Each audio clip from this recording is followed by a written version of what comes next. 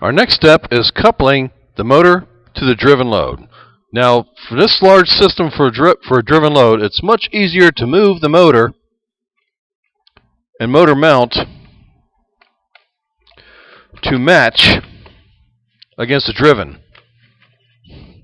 And so in a practice, that's what we will wind up doing. For this on motors, usually it's best to have the bolts loosen. And again, not quite tight, but again, it's properly shimmed from before.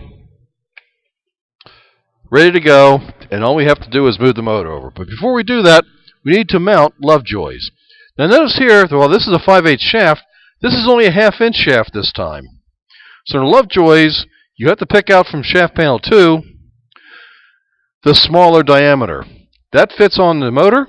The larger diameter fits on the driven. So in dropping in the driven, pick up a key, put the key in the key seat. Lovejoy with the 5/8 hole, which is what most of them are, drops in, slides over.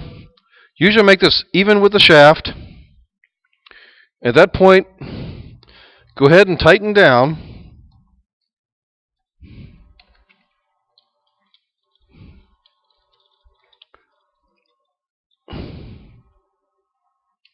On the mount, so it's nice and tight. Now notice how, a little observation, notice how loosely this turns and spins. That's the way it should be. There should be very little side loading on the bearings, the gears, the pony brake, so it spins freely. If it doesn't spin freely, it's going to be a lot of unnecessary torque loading on the motor that accomplishes no work. Now on the motor side, this is the woodruff key on the shaft here. I'm going to fit that in the key seat.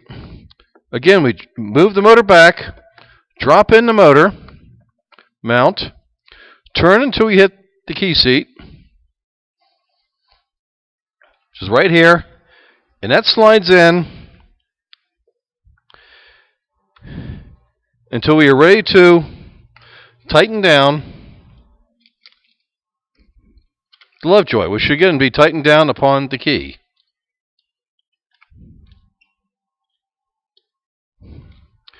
Now that's tight, this is tight.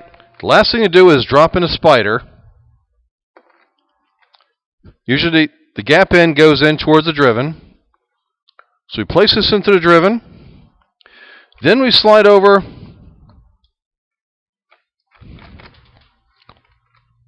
usually the Lovejoy itself. Re-slide over the shims to make sure they're in place.